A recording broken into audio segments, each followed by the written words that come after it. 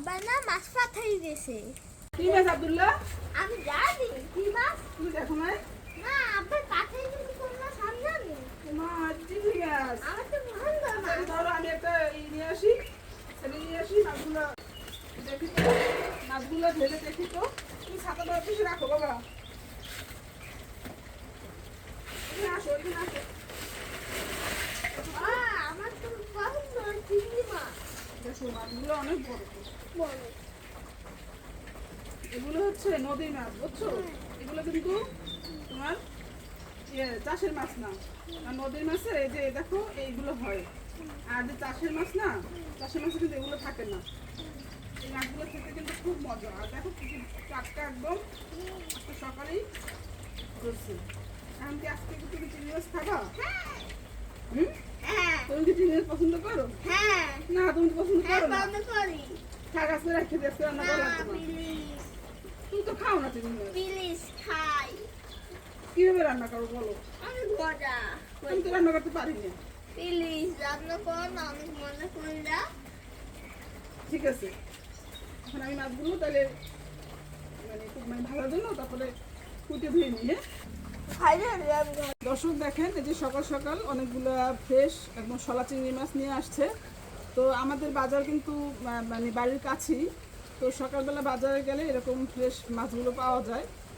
আর টাটকা মাছগুলো খেতে কিন্তু খুব মজা। তো আজকে আমি আর আব্দুল হচ্ছে চিংড়ি মাছটা না খুব পছন্দ করে। তো এখন আমি মাছগুলো ভাজার জন্য কেটে পরিষ্কার করে নিব।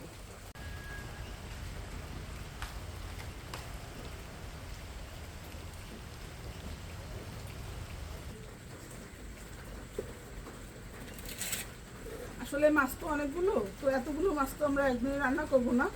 আজকে যতটুকু লাগবে আমি অতটুকু কেটে পরিষ্কার করে নিব।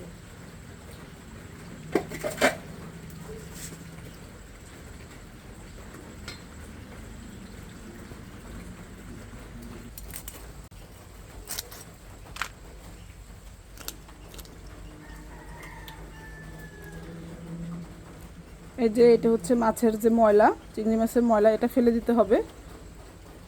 এইভাবে আমি কেটে রাখবো, পরে হচ্ছে ধুয়ে তারপরে আবার এই যে উপরের যে খোসাটা আছে এটা হচ্ছে ফেলে দিব।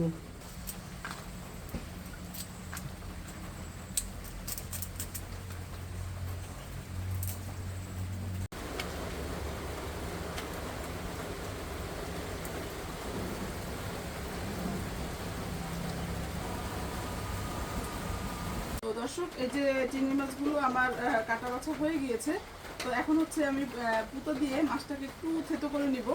এই যে শলা চিংড়ি মাছ বা গলদা মাছ যেটাই বলেন না কেন, এই যে মাছের যে একদম মাংসের যে অংশটা, এটা কিন্তু যখন রান্না করা হয় তখন কিন্তু একটু শক্ত হয়ে যায়। তো সেক্ষেত্রে আপনারা এই যে মাছটাকে এইভাবে হচ্ছে কাটার উপরে বা যে কোনো দিয়ে এই যে মাছ বরাবর একটু এরকম থেতো করে নেবেন। তাহলে হচ্ছে এই যে মাছের ভিতরে মশলাটা খুব ভালো ঢুকবে। এরকম থেতো, খুব বেশি না, এরকম থেতো করে নেবেন, তাহলে মশলাটা খুব ভালো করে ঢুকবে। তো সবগুলো মাছ আমি এভাবে থেতো করে নিব। এখন আমি মাছগুলো ভাজার জন্য মাছটাকে একটু মরিচ, হলুদ আর একটু লবণ দিয়ে মাখিয়ে নিব। তো প্রথমে আমি দিয়ে দিলাম একটু লবণ, তারপরে দিয়ে দিলাম হচ্ছে একটু মরিচের গুঁড়া, তারপরে হচ্ছে একটু দিয়ে দিব হলুদের গুঁড়া। ভালো করে মাছটাকে মাখিয়ে নিতে হবে।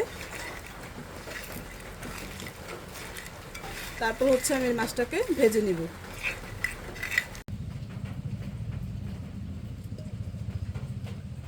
মাছ চুলায় ফ্রাই প্যান বসিয়ে দিলাম, এখন হচ্ছে মাছটা আমি ভেজে নিব।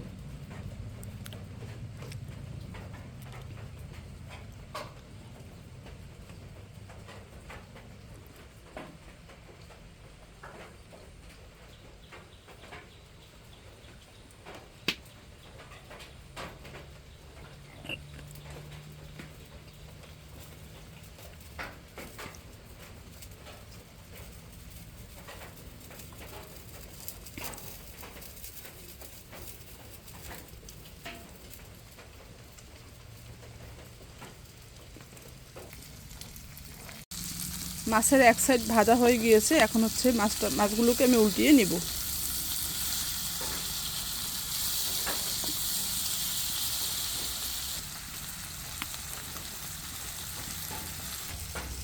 মাছগুলো ভাজা হয়ে গিয়েছে। এখন মাছের মশলা দেওয়ার জন্য একটা কড়াই বসিয়ে নিলাম।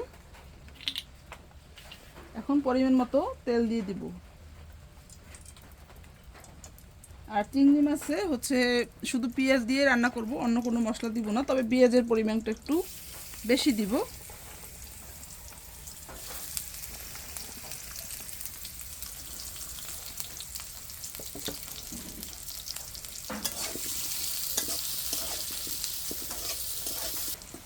পেঁয়াজটা লাল লাল করে ভেজে নিয়েছি। এখন হচ্ছে আমি গুঁড়া মশলা দিয়ে দিব। আর গুঁড়া মশলা দেওয়ার আগে আমি হচ্ছে একটু পানি দিয়ে নিব, যাতে করে গুঁড়া মশলাটা পুড়ে না যায়। একটু পানি দিয়ে দিলাম। আর এখন হচ্ছে একটু মরিচের গুঁড়ো দিয়ে দেব। আপনারা যে যেরকম ঝাল খেতে পছন্দ করেন আপনারা সেইভাবে মরিচের গুঁড়োটা দিবেন। আর একটু হলুদের গুঁড়া সামান্য। চিংড়ি মাছ তো, চিংড়ি মাছে আসলে অল্প মশলায় কিন্তু খেতে ভালো লাগে। অনেকে হয়তো বিভিন্ন ধরনের মশলা দেয়, তবে আমার কাছে এরকম শুধুমাত্র পেঁয়াজ দিয়ে রান্না করলেই ভালো লাগে। এখন মশলাটাকে ভালো করে কষিয়ে তারপরে হচ্ছে আমি মাছটা দিয়ে দিব মশলার ভিতরে। তো এখন আমার মশলাটা কষানো হয়ে গিয়েছে। এখন হচ্ছে আমি ঝোলের পানি দিয়ে দেব।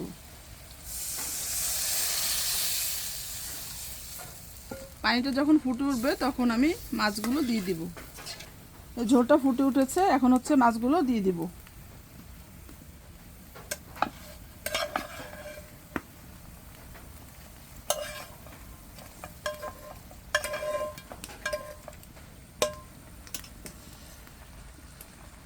তো মাছটা রান্না করা হয়ে গিয়েছে। এখন হচ্ছে মাছটা আমরা উঠিয়ে নিব।